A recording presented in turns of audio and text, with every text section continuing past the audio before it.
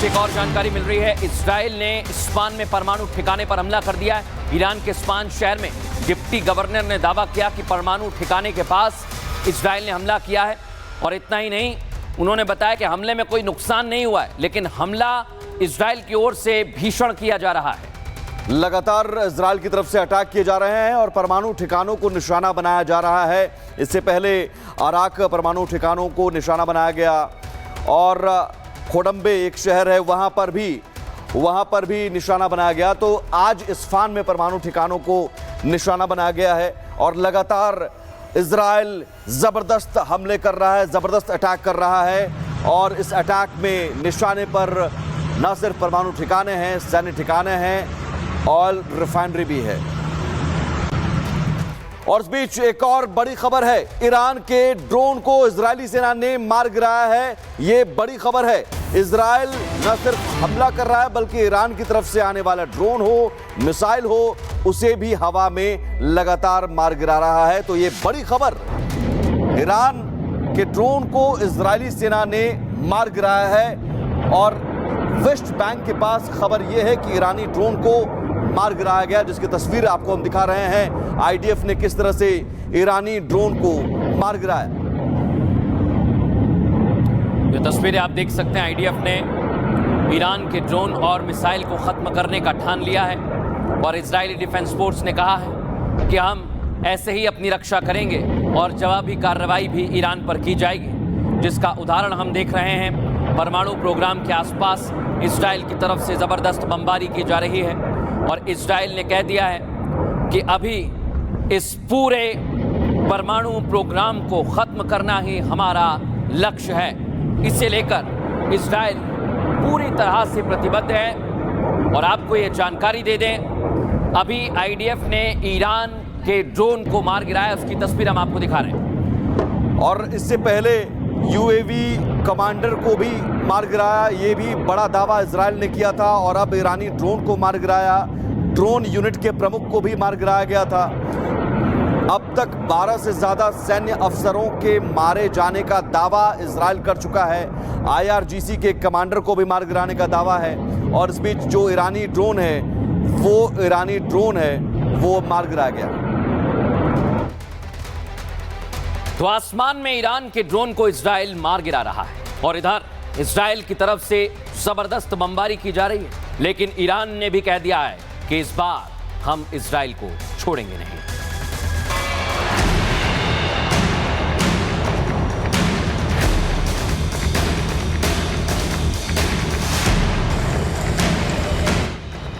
आसमान से बरस रही है बारूद की बारिश, जमीन कपा रही है और इंसानियत फिर एक बार तबाही के कगार पर है।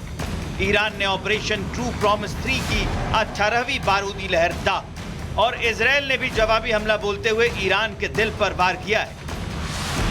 ईरानी हमले के बाद इजराइल की राजधानी तेल अवीव की सड़कों पर डर पसरा है। आसमान में ईरान से दागी गई मिसाइलों ने तबाही का मंजर दिखा दिया। ईरान ने 5 मिसाइलें दागी, नेतन्याहू को दहलाने की कोशिश की, लेकिन वो इजराइल के सीने को चीरता उससे पहले ही डिफेंस सिस्टम ने मिसाइलों को हवा में नष्ट कर दिया। यरूशलेम के ऊपर भी धमाके की गूंज सुनाई दी। आसमान में ईरानी बैलिस्टिक मिसाइलें फटी और इजरायली एयर डिफेंस ने दमदार जवाबी कार्रवाई की। आयरन डोम ने एक बार फिर देश को तबाही से बचा लिया, लेकिन खतरा अब भी कायम है। यरूशलेम के आसमान में जो मिसाइलें फटी, वो सिर्फ धमाका नहीं था, वो एक युद्ध विचार को दर्शा रहा था। इजरायली आयरन डोम और डेविड स्लिंग ने इन्हें हवा में रोका, लेकिन ईरान ने दावा किया है कि उसने इजराइल की एडवांस एयर डिफेंस को भेदने की कोशिश की और इसी बहाने आयरन डोम और एरो सिस्टम की कमजोरियां परखी। यानी ये हमला नहीं था, ये था इजरायली सिस्टम का टेस्ट। ईरान ने मिसाइलें दागी तो वहीं इजराइल ने भी जवाबी हमला किया। इजरायली वायुसेना ने 15 से ज्यादा फाइटर जेट्स के साथ ईरान के मिसाइल लॉन्च बेस को निशाना बनाया। इस्फहान, तबरीज और पश्चिमी तेहरान में धमाके हुए।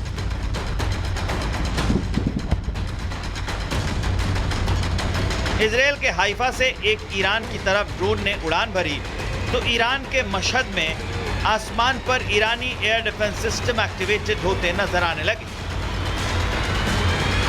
सिर्फ मशहद ही नहीं, तबरीज, इस्फहान और पश्चिमी तेहरान में खामेनेई ने नेतन्याहू के हमलों से बचने के लिए अपने एयर डिफेंस सिस्टम को एक्टिव कर दिया है।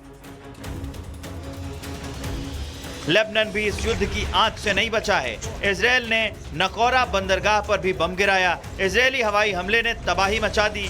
इजरायल का लेबनान को संकेत था कि अब फ्रंट लाइन सिर्फ सीरिया या गजा नहीं, लेबनान भी है। इस बार बारूद का जवाब बारूद से, मिसाइल का जवाब मिसाइल से दिया जा रहा है। जंग थमने का नाम नहीं ले रही है और हर गुजरता पल नए मोर्चे खोल रहा है। क्या ये सिर्फ संघर्ष है या किसी बड़ी तबाही की ओर बढ़ता कदम? ये सबसे बड़ा सवाल। Bureau report, Republic Bharat. और इस बीच एक और बड़ी खबर है, अब ड्रोन का भी इस्तेमाल हो रहा है हमले के लिए। ईरान ने इजराइल पर आराश 1 और आराश 2 ड्रोन से हमला किया है। ये ड्रोन लंबी दूरी तक मार करने में सक्षम है।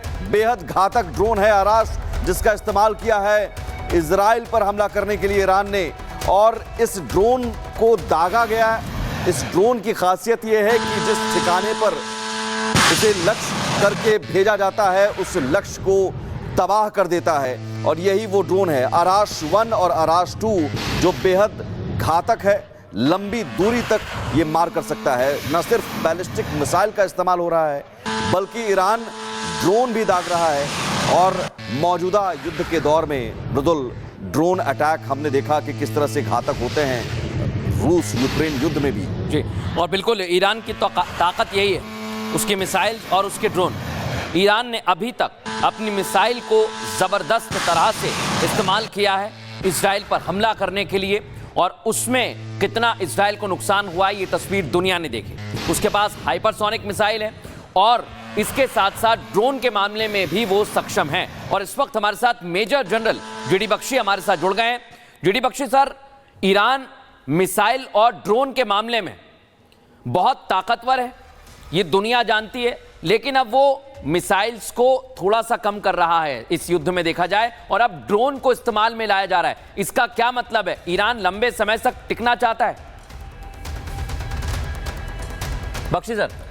नेचुरली देखिए, ये स्टैमिना, नेशनल स्टैमिना की बात है जी। जो नंबर ऑफ मिसाइल्स हैं वो लिमिटेड हैं। कोई 3000 के करीब उसका मिसाइल का जखीरा है। अभी तक आप समझ लीजिए कोई तकरीबन 500 के करीब फायर हो चुके हैं। ठीक है, ज़्यादातर मिसाइल उसके लिक्विड फ्यूल मिसाइल हैं। लिक्विड फ्यूल मिसाइल को तैयारी में कोई 4-5 घंटे लगते हैं टनल से निकालने के बाद, क्योंकि इजराइल के पास एयर सुपीरियॉरिटी है, वो इन मिसाइल्स को लॉन्च के पहले बर्बाद कर सकता है।